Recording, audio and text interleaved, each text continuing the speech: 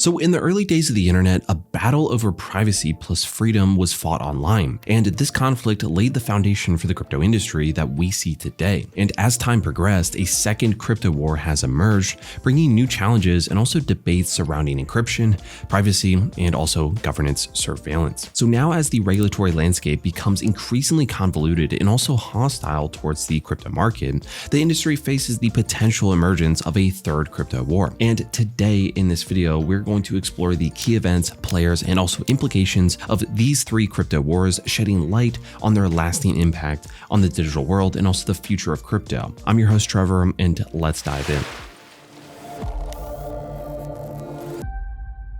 The first crypto war took place during the early 1990s as cryptography began to garner attention in the digital world, and the conflict revolved around the use of encryption for privacy and also freedom online, with the US government expressing concerns about the potential misuse of encryption by criminals and also terrorists. So some key players in this first battle included the US government, privacy advocates, and also the cypherpunks, who were a group of cryptography advocates and also activists who championed the power of encryption to protect civil liberties. So one significant development during this first war was the emergence of the Pretty Good Privacy, or PGP, which was developed by Phil Zimmermann. And PGP became the first widely available encryption software for securing email communications. So the cypherpunks also made some pretty significant contributions to the development of encryption tools and also concepts such as Hashcash, which actually helped to lay the foundation for transformative cryptos like Bitcoin. And there was also a very notable controversy during this first chapter called the Clipper chip controversy, which was an attempt by the US government to actually create a hardware encryption device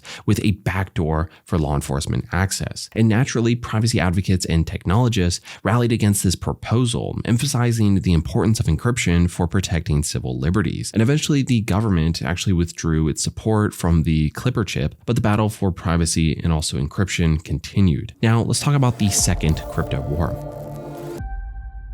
So the second crypto war was ignited by events highlighting the balance between individual privacy plus government surveillance. So the revelations made by Edward Snowden in 2013 about extensive mass surveillance by the US government sparked a huge public debate on privacy rights and also encryption. So the widespread adoption of end-to-end encryption in communication platforms like WhatsApp further complicated the regulatory landscape. And at the time, crypto companies faced increased regulatory pressure with lawsuits and denied applications becoming common occurrences. And the SEC also intensified its scrutiny of the crypto industry, charging and warning digital asset companies regularly. The industry accused regulators of restricting access to the banking system, dubbing it Operation Choke Point 2.0. And the regulatory crackdown raised concerns about stifling innovation and also hindering the growth of crypto. So while regulators argued that their actions were aimed to balance risk management and also consumer protection, crypto companies actually fought back with the lawsuits, signaling their clear discontent. Larger banks such as JP Morgan, Chase, and Citi began showing interest in servicing the crypto industry, indicating a potential change in attitude and also acceptance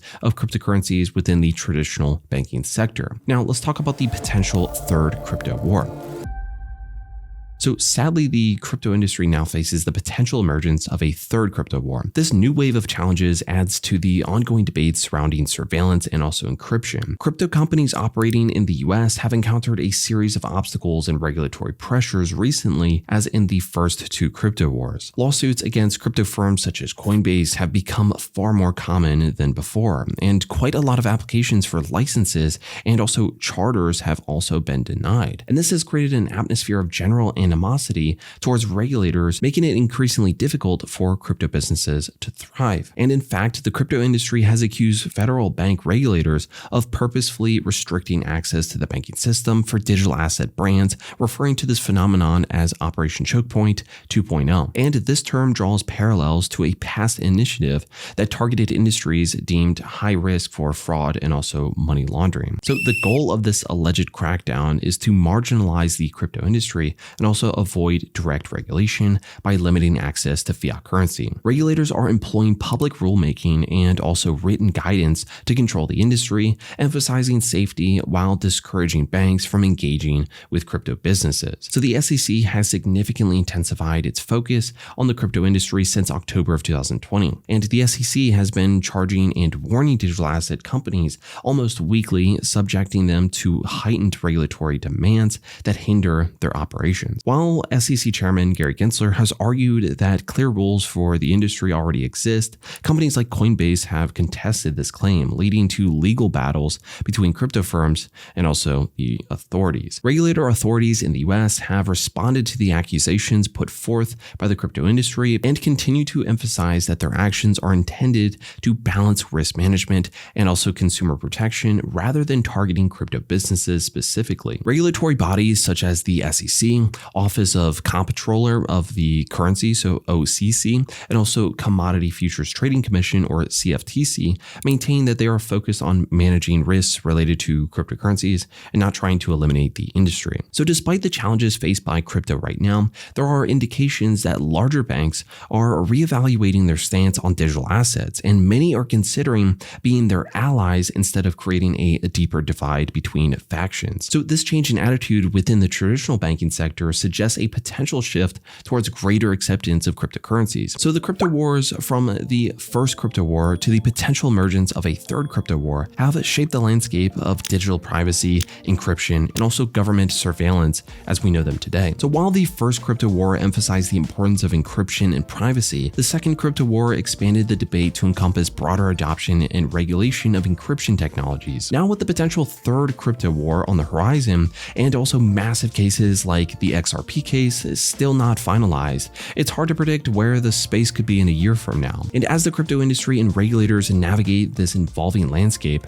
finding a balance between innovation and privacy and also consumer protection will always be crucial. And the outcomes of these ongoing battles will determine the future of encryption, privacy rights, and the crypto industry's role in the digital world. So fingers crossed that we get the best possible outcome. Let me know your thoughts about this in the comments down below.